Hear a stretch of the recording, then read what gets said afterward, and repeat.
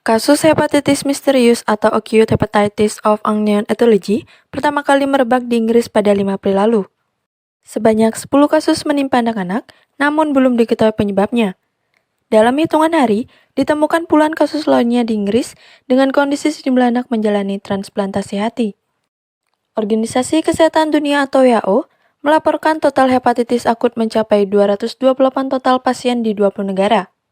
WHO telah menetapkan kejadian ini sebagai kejadian luar biasa.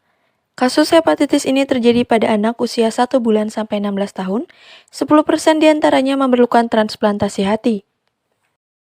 Dan kini terdapat 3 kasus probable di Indonesia, di mana ketiga anak tersebut meninggal dunia di Rumah Sakit Cipto Mangunkusumo. Kementerian Kesehatan tengah melakukan investigasi mengenai penyebab hepatitis akut ini dengan melakukan pemeriksaan panel virus secara lengkap. Masyarakat pun diimbau untuk melapor bila menemukan atau mengalami gejala hepatitis akut. Adapun gejala hepatitis akut, diantaranya gejala kuning, sakit perut, muntah, diare mendadak, BAB berwarna pucat, urin berwarna, lesu, kejang, hingga penurunan kesadaran.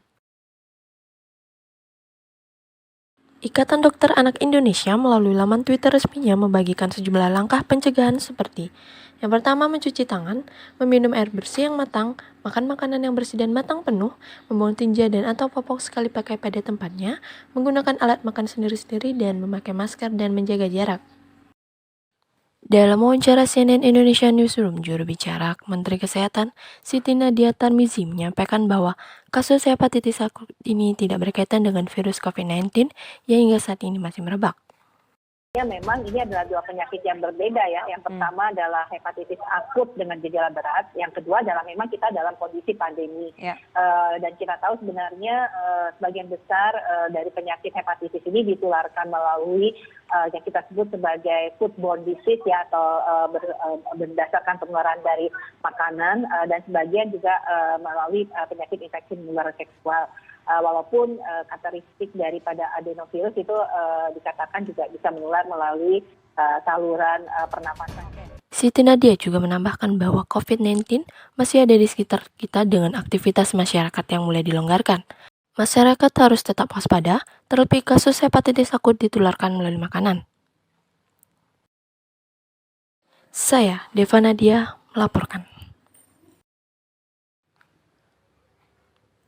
Jenis penyakit hepatitis dapat dikenali, yaitu terdapat 5. Yang pertamanya adalah hepatitis A, yang dimana 975 warga Pacitan di 8 kecamatan terjangkit hepatitis A. Penyakit hepatitis A ini terus bertambah dan sedang ditangani oleh pemerintah. Penyakit hepatitis A ini berkaitan dengan higienitas dan sanitasi pribadi, pencemaran kotoran, makanan, minuman, air, dan sanitasi. Seseorang dengan gejala awal mengalami seperti pembengkakan di hati. Jenis hepatitis yang kedua yaitu hepatitis B, di mana cukup umum terjadi menurut literatur. 95% terjadi saat masa persalinan yang didominasi oleh ibu yang sedang mengandung.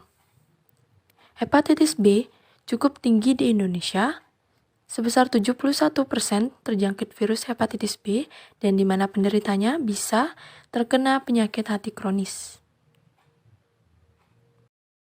Jenis hepatitis yang ketiga yaitu hepatitis C yang paling umum dan berbahaya. 80% orang yang terjangkit akan mengalami sirosis terindikasi terkena penyakit kanker hati. Yang selanjutnya yaitu hepatitis D, yang dimana jarang terjadi di Indonesia. Jenis hepatitis yang kelima yaitu hepatitis D, yang dimana hepatitis D ini tergolong keluarga vaksin RNA, yang penularannya melalui fekal oral seperti hepatitis A. Gejalanya ringan mirip flu seperti demam, sakit kepala, dan mual. Virus hepatitis ada 5 yaitu virus hepatitis A, hepatitis B, hepatitis C, hepatitis D, dan E. Nah, namun vaksinnya sendiri hanya ada vaksin hepatitis A dan B saja. Nah, di sini saya akan menjelaskan bagaimana vaksin hepatitis. Virus hepatitis B ini akan menyerang hati. Nah, namun jika kita vaksin, di vaksin ini akan menghasilkan kan protein yang dimana akan menghalang virus hepatitis B ini untuk mengikat antibodi, yang dimana jika virus ini akan mengikat antibodi akan mengganggu aliran darah. Nah, ketika kita sudah vaksin, ini tidak akan terjadi, dimana pada vaksin protein yang mengandung protein ini akan menghalang virus yang akan menarik antibodi. Nah, vaksin ini akan menjaga dan tidak akan membiarkan virus ini melanjutkan menginfeksi sel hatinya. Maka dari itu, vaksin hepatitis B ini sangat penting bagi tubuh kita. Berdasarkan berita tersebut diketahui bahwa hepatitis merupakan penyakit yang marak terjadi di masyarakat. Maka dari itu kami membuat kuesioner vaksin hepatitis akut untuk mengetahui pengetahuan masyarakat tentang penyakit hepatitis.